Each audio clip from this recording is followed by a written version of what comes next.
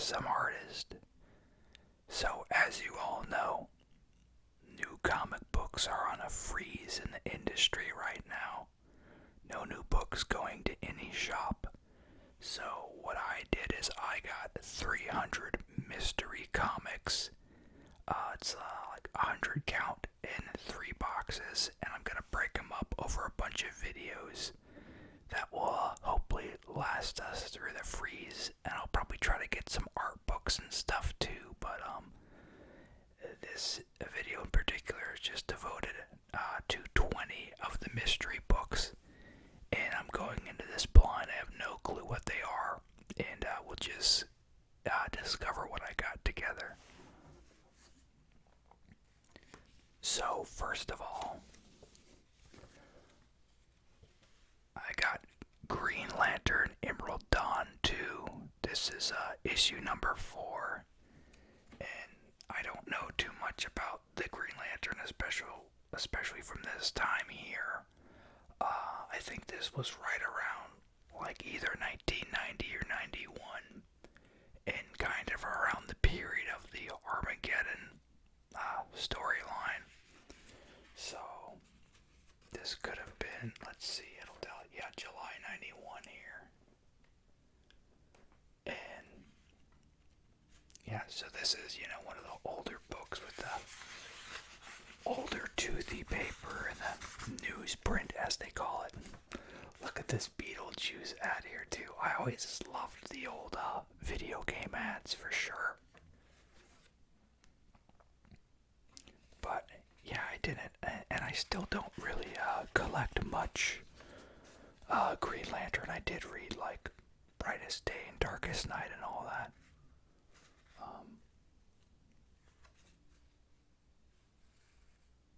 And it looks like a Sinestro is on the good guy's side in this book. And many of you might know he's like Green Lantern's arch enemy. So it's definitely surprising to see him, in a Green Lantern suit. And that could have even been something they've done a few times, but I haven't read much, so.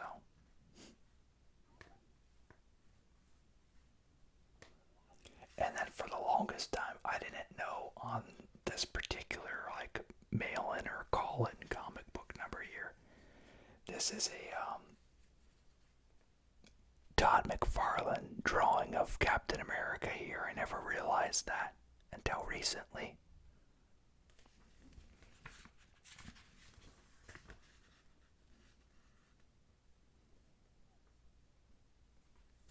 So yeah, I am in the news space now. This is the upstairs studio. So I'm able to make more videos unhindered. I'm still getting over my cold or whatever it is I've got, so. But hopefully I'll be able to do more things. And I discovered a green screen in our garage. So I might be able to do some cool stuff with that. I don't know much in the way of like doing like superhero role plays or anything, especially since I've got the beard and glasses, so if I were to buy a superhero costume, I'd still have the frickin' beard, so very few of my favorite heroes have beards, so.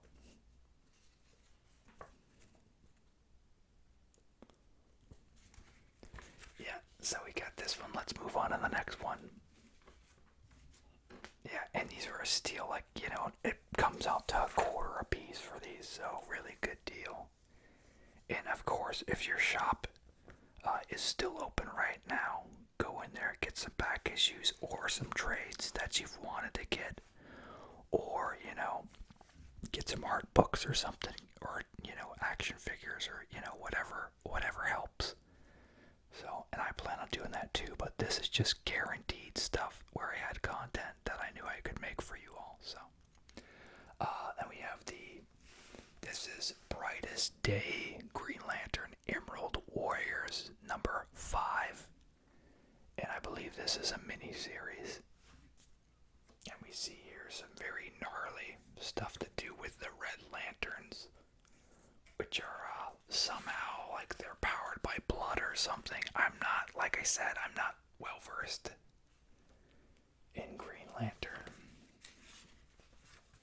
This is a cool shot though, look at this.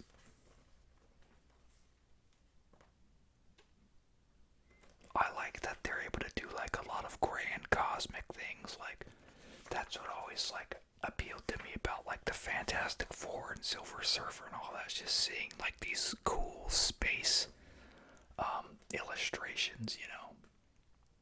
And then like the all the stuff with Darkseid and all that. The new gods. Which is, you know, highly imaginative. So, but yeah, see, here's one of the Red Lanterns here. I think they're a newer big bad for the Green Lantern universe. I'm trying to remember if they came out of the Brightest Day storyline or not. It feels like they did, though, if I remember.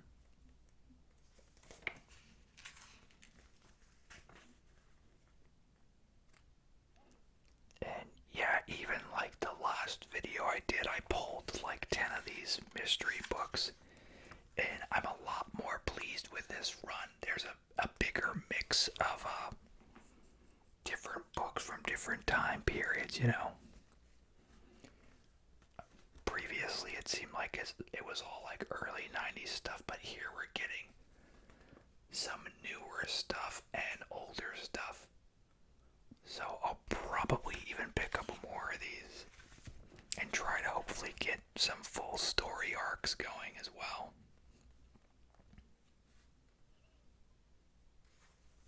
This is some good art in here, though. Let me look. Fernando Passarin, it looks like. Yes, and then Peter J. Tomasi, whose writing I love, he wrote this. And I think there is even a period where Gleason and him were on Green Lantern together too, and I want to check that out because I love their stuff they did on Superman and Batman. And next we have the Great 10. I have no clue what this is at all. It is a DC Universe book, though. Kind of a cool cover. So, let's see.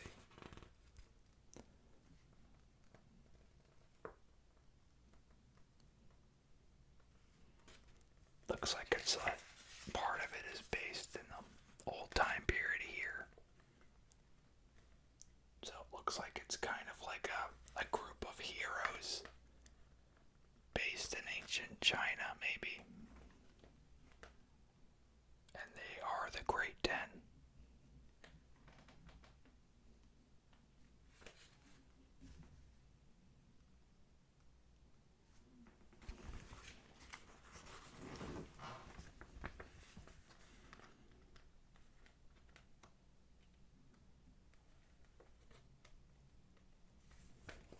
And then I think it moves to, yeah, we see modern day here.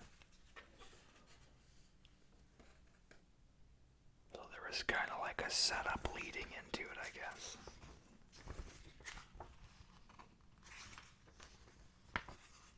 And then it kind of goes in and out of it, it looks like.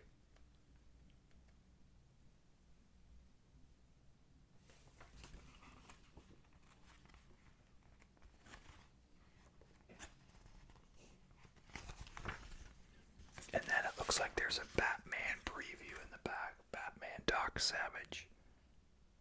The Phil Noto art. It looks very cool.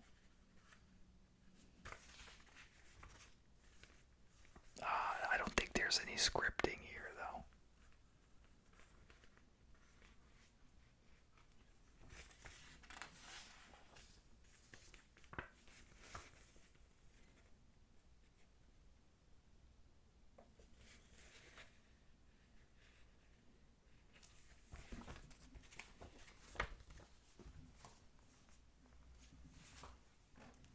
Then we have Mara, Queen of Atlantis, number 6. And this is the last part of this mini-series. this is from last year, I think. So not too shabby, a $4 book for 25 cents, you know.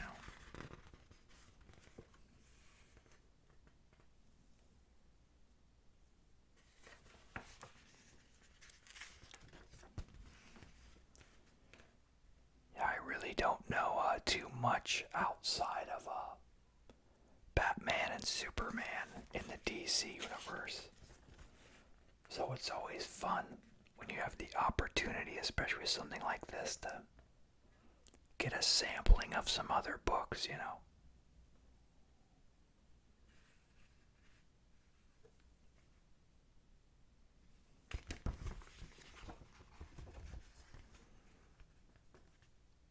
So it looks like Aquaman doesn't even make an appearance in this.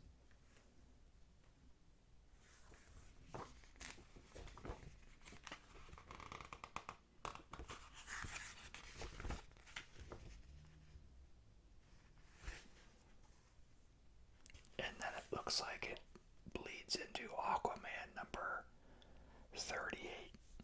So this is kind of like a bonus story that leads into a tie-in.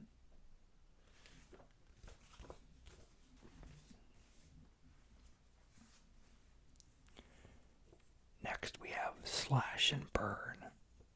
I'm assuming this is probably a mature book. This is issue number 1, since it is a Vertigo title. So I'll pull it off screen a moment and see if there's anything risque in it.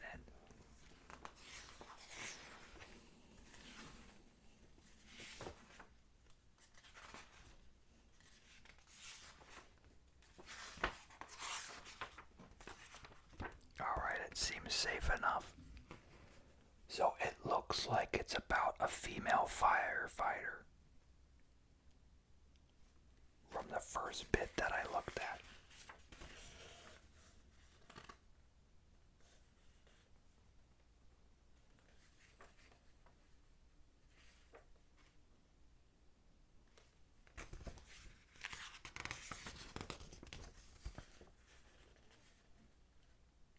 And I would assume it's her origin story.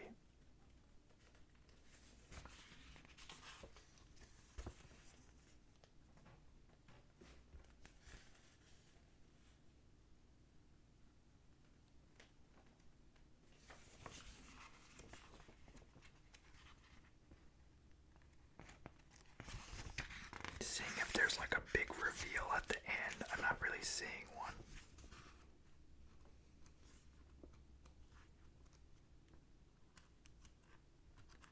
Yeah, so it looks like she just remains a firefighter through that book.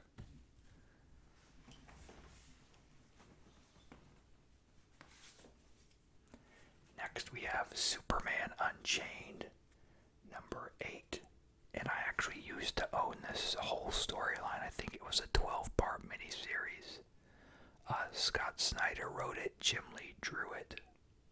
And I gave it to a friend who was really big into Superman at the time. And I think I actually got the first one signed by Scott Snyder, so he has that too.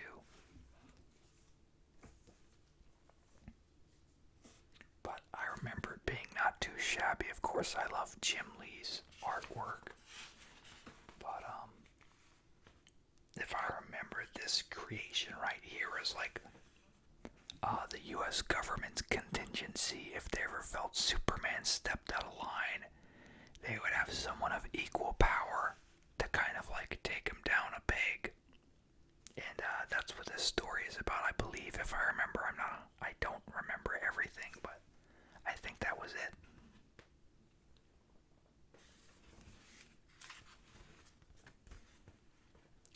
And if I remember too, there was issues with this book coming out on time. That seems to typically happen with Jim Lee. But I would rather him take his time than to rush through it, you know.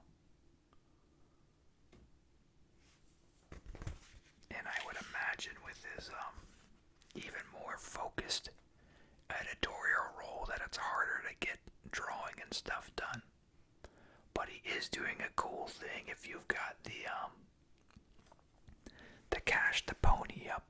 he's basically doing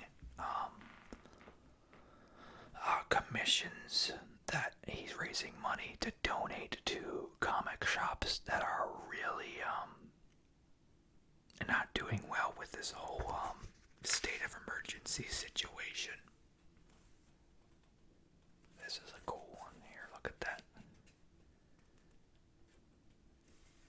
But the catch is with it, he's not like drawing the same character multiple times. So if he's already drawn a Batman, he's not gonna draw another Batman. Or if he does, it might be a different type, like the I think he did like a vampire Batman, and then he may have done a normal one already. But so he's doing different characters because he doesn't want to have to draw like 100 Batman, you know.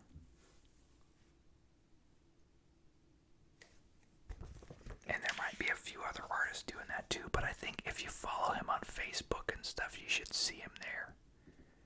And he might even be drawing them on his Twitch and YouTube live streams, I'm not sure. But I've just seen his Facebook posts. So this is number 8. And then number 9 is in here too. And these have kind of a sturdier cover too. So they're like a hybrid between cardboard and paper.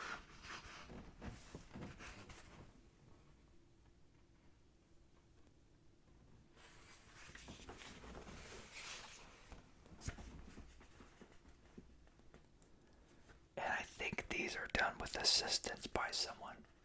It doesn't look completely like Jim Lee's art style. I know he did like a watercolor type of thing in Hush, but this even looks different than that.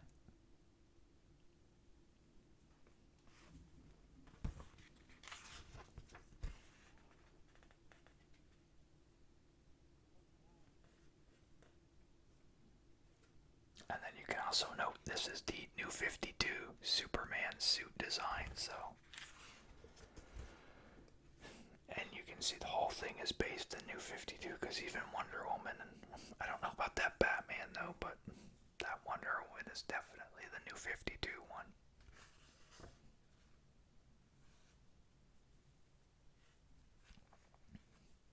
I never read his Justice League run that he did either. I want to check that out for sure.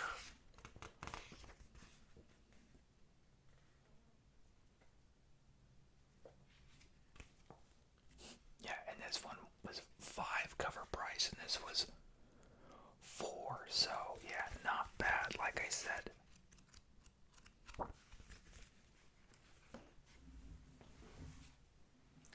And we have Teen Titans number 34. And this is not from that long ago, so you got the Year of the Villain stuff on here.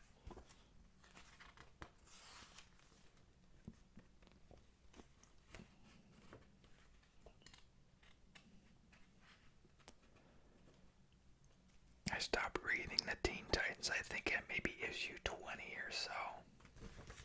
They changed the lineup and I was just like, alright, this is a good time to get out, so it'll be interesting to catch up on it.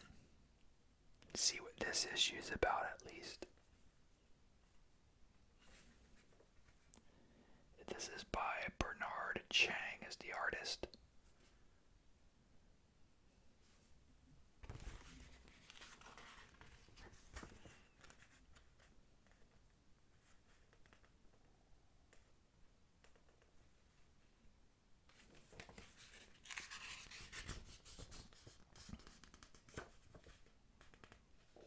And this is supposed to be Lobo's teenage daughter, if I remember. I forgot what they call her, though.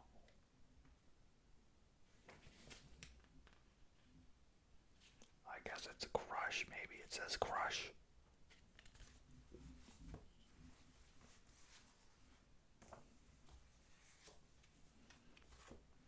We got Strike Force number 1. And I'm pretty sure this is a recent Marvel series too.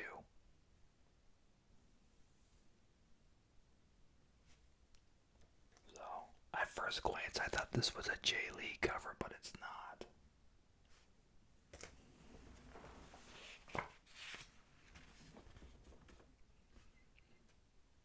it just looks like a group of some of the more like secretive heroes again. And then all these guys here are part of the more recent Avengers team. So it's almost like a fracturing between that team. But I know like Blade and them joined the Avengers recently too, so.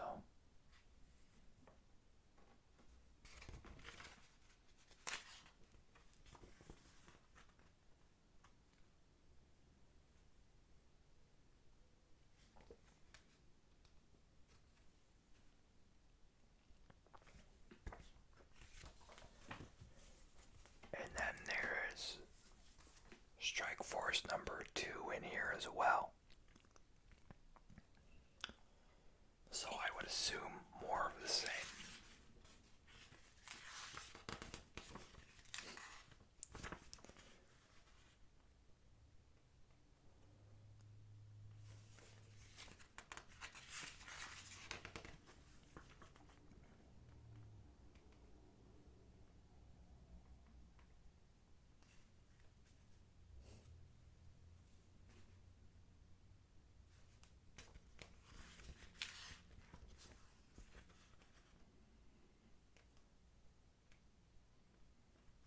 Definitely looks like they're in a pretty seedy place here.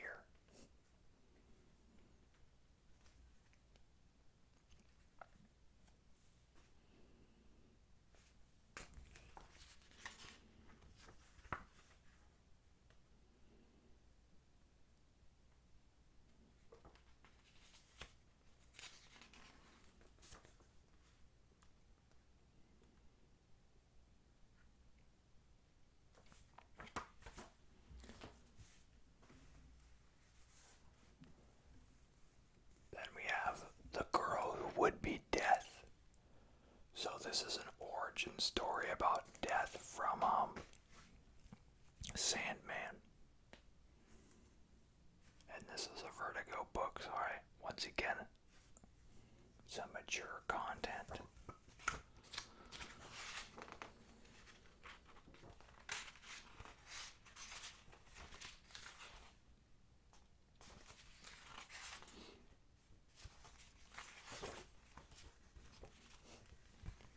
Hey, remember this game, Medieval? I haven't seen this game in a long time. I know they remastered it on the PS4. I'd definitely like to play it again.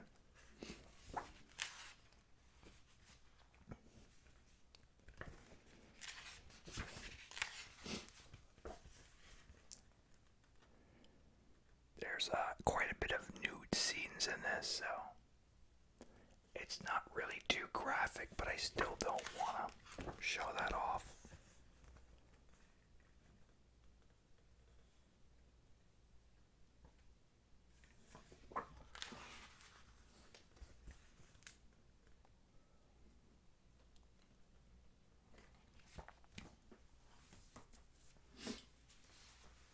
Then I have Cloak and Dagger number 3 of a 4-issue miniseries here. I think this is from the late 80s.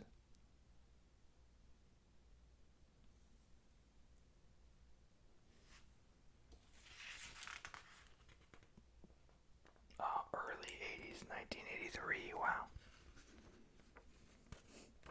Fun burger time ad there.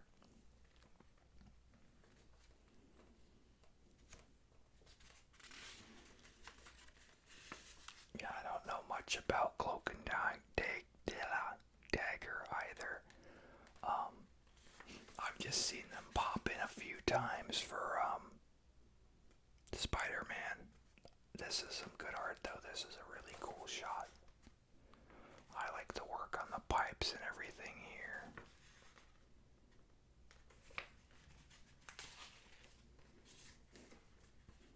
Hopefully the other parts of this series are in these boxes. I'm hoping that with a lot of these things.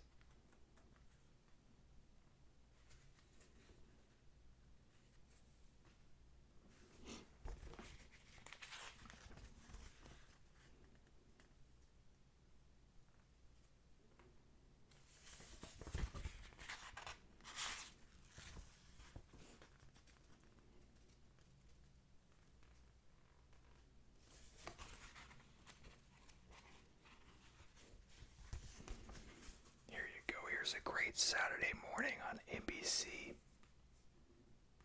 Add here.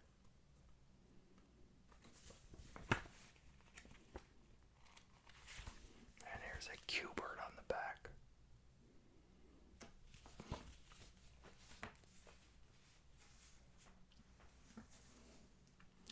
So this is the 10th anniversary of Age of Apocalypse. This is number 1 of 6. So I think that this is like a revisiting or maybe a summary wrapped into 6 issues for Age of Apocalypse. And this is drawn by Chris Bachalo. And I know of Age of Apocalypse, but I didn't read it when I was a kid. It wasn't X-Men weren't a book I was collecting. I, obviously watched the cartoon and everything. But I think the main thing for me, like, I remember seeing the toys for Age of Apocalypse, and they just looked really weird to me. So that kind of turned me off from it. Look at this. This looks crazy here. Wow. Chris definitely likes to do very over-the-top designs. I really enjoy how he draws the lizard.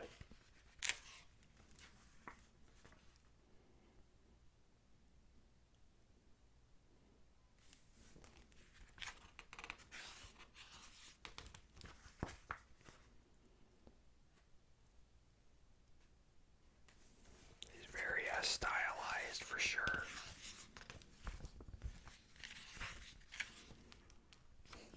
Look at this Magneto. See, he looks very, very stylized.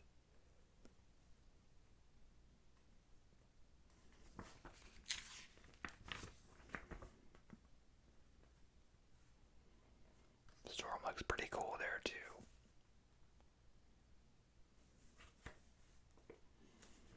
I just remember like Wolverine had like his hand cut off or something. Yeah, hook hand or something weird. I remember that on the toy. But even this looks better than that toy. That toy just looked weird, I don't know.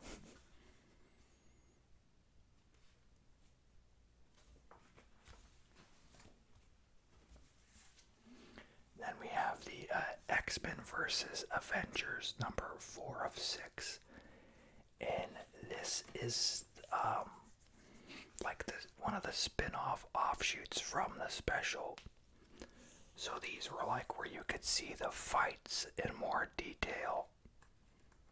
So I think in this one the focus is Psylocke versus Daredevil and Thor versus Phoenix Force Jean Grey, I believe.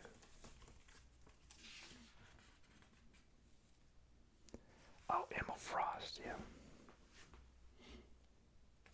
And I used to have all these, but I let someone borrow them, and then their roommate took all the books that I let him borrow and like threw them out or some garbage.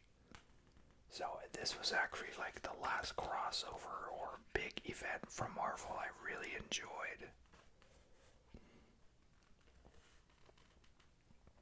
And that was when I first moved out to the Seattle area.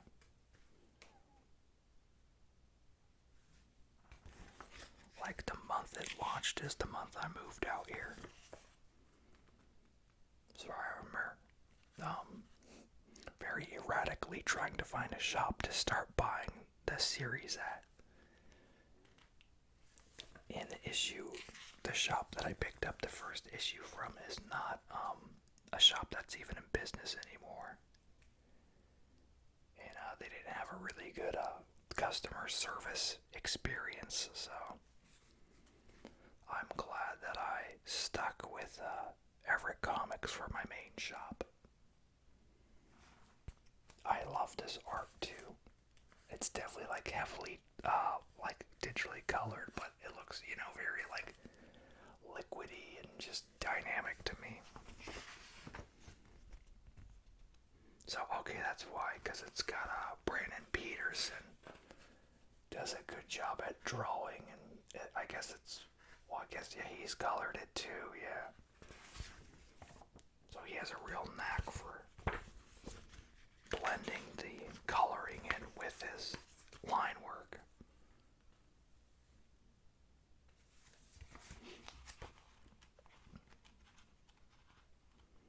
And then there's a different artist for the Thor fight.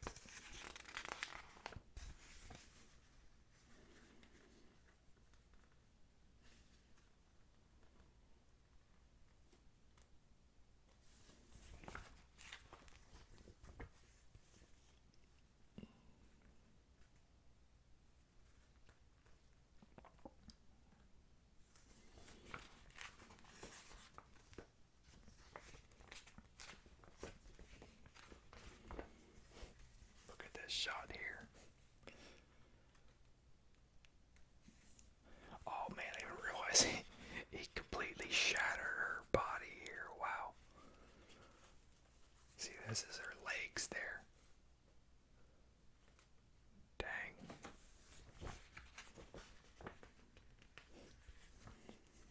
But she makes it out somehow.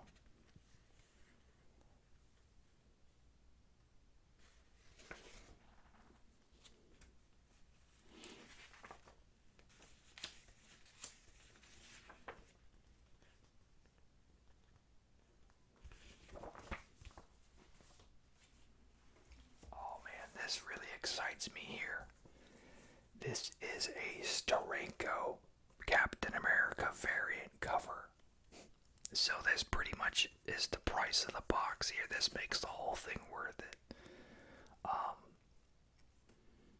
Not crazy about the issue inside of it, but these covers, like, I've been trying to find variants that he has done, so I'm excited that I have this. So this is for Civil War 2, number 7, and yeah, I couldn't get behind. I don't think I even read that event. It was very complicated and just, yeah, not something I was interested in. I was soured on big events by this time for Marvel, so, but this cover is cool.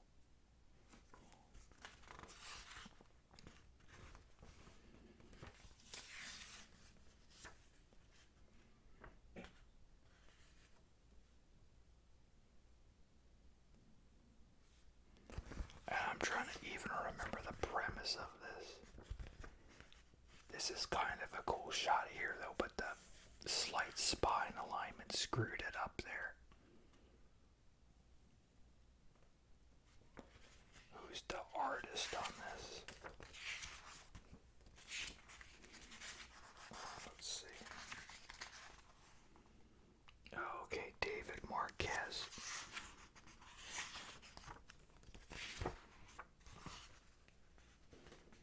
I think he's one of the artists who likes to use like heavy shadow work in his stuff, kind of like a little reminiscent of what Jay Lee does.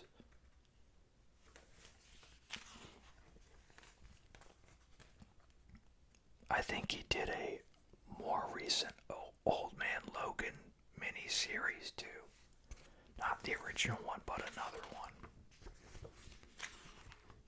Oh man. I think this is from Ultimates, though. I don't even know what I'm looking at here. I don't remember this.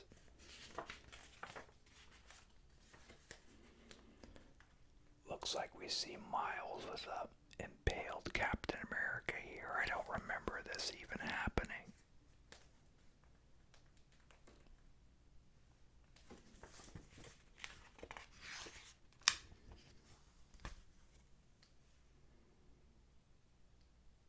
I think that's right around the Hydra Cap time, though. Right before it, I believe. Yeah, and this is Old Man Logan here, I believe.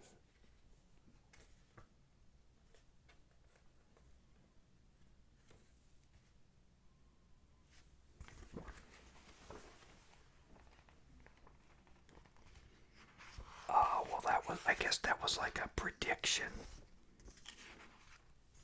Because we see Cap here. So maybe that was a warning of things to come if certain things happened, maybe. Yeah, because he's definitely not dead here. So, I don't know. excites me for sure. Alright, next we have Original Sin number 1 of 8. And this event right here is the one that soured me from picking up any more big Marvel events. I just didn't care for the way it ended. And then they just pretty much, character assassinated the original Nick Fury, which was not great, so. I know you gotta do, different things because comics have been around so long, but man, they did Nick Fury dirty in this. I like the art though, I'm pretty sure it's Deodato, yeah.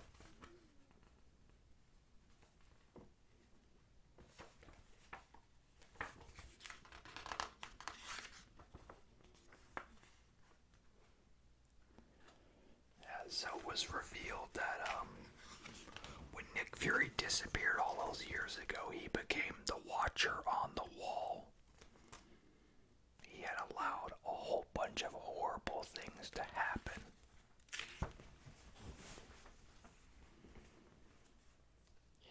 Yeah. And then I think Bucky takes over for him. But this right here, this was a memorable moment. Someone took the Watcher's eyes. Like, dang. Like, it started strong, it was very intriguing, but it ended up just not ending great, so it was just like, eh. The villain was like some weird giant eyeball guy, which was like some throwaway D-list character.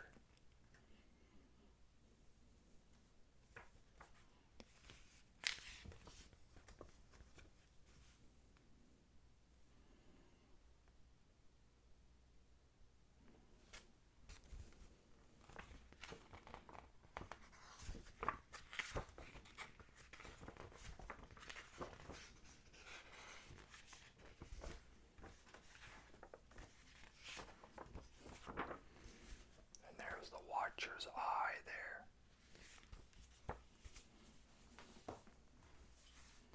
Next is Invisible Woman number 1. This is a newer series, and I'd say the cover is probably the best thing about this. Adam Hughes cover.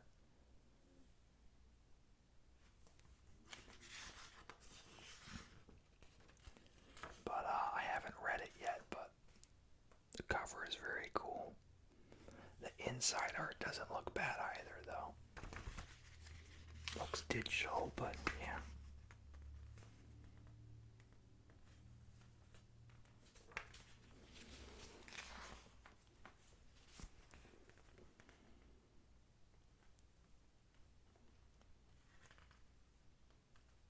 So this might be a prequel or something, I'm not sure.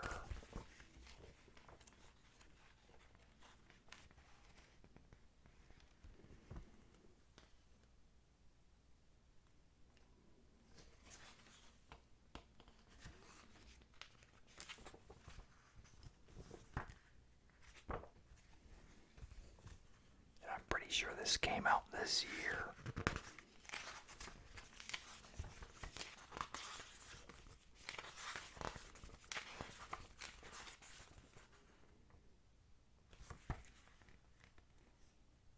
Maybe not the end of last year. Okay, September 2019, really? Alright.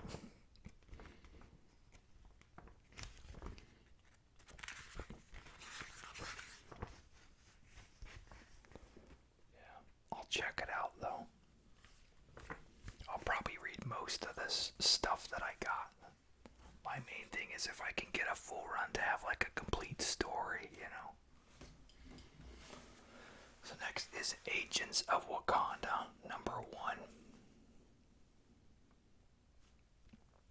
Same thing, this came out, at the end of last year. So all you need is just like 5 of these type of books and the box pays for itself.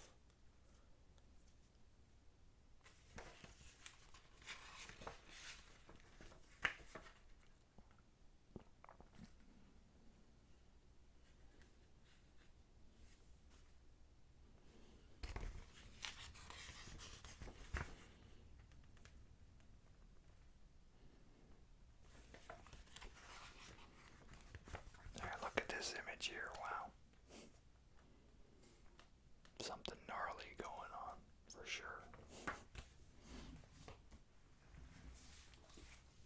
And we have XMen Chronicles #2.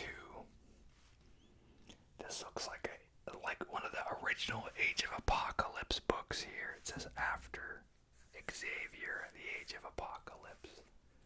So I want to say this is from 96 or 97. 95, okay. So Ian Churchill is the artist.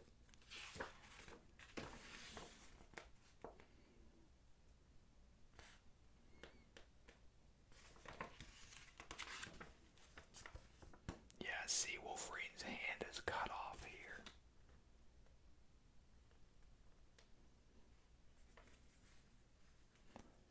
Yeah, I think I was just bothered with how drastic they looked from how they were on the cartoon. As a kid, like, that just really irked me. I think we were all just spoiled by, those brief Jim Lee issues.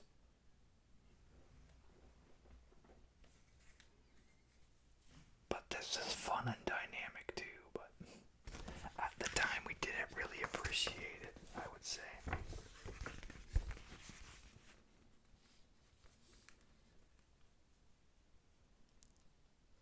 He pulled a lot of action in this one. This is a thick book too.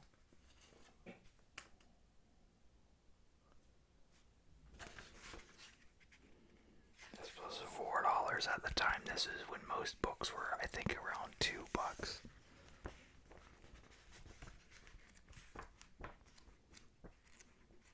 And then there's like a bunch of posters in the back here.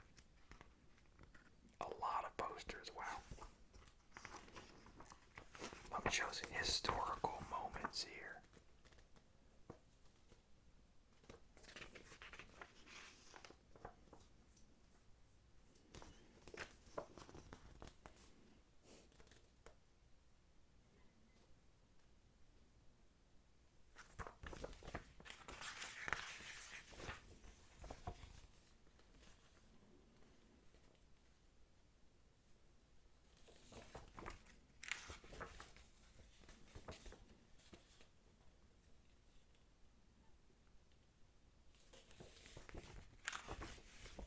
I like this last one a lot.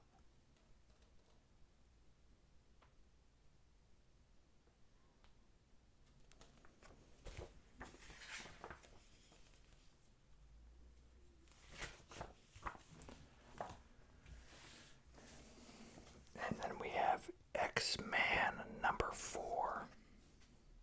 So same type of thing. It looks like there was a whole aftermath from Age of Apocalypse here. And that's Mr. Sinister, I believe. Yeah. And this is Steve Scroce on the pencils. So they were all kind of trying to emulate each other a little bit, I would say, with this.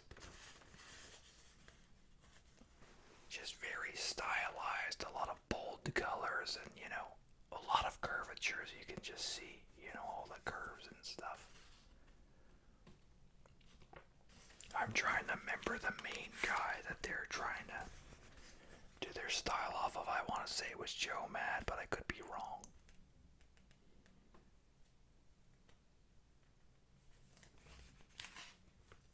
But there was definitely a stylized uniformity to it all, even though they were different artists doing these books.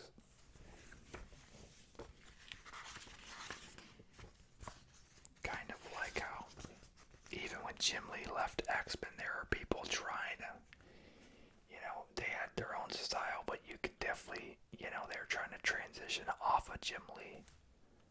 So you could see certain elements in the character design and just how they looked and stuff that had Jim Lee inspiration in them.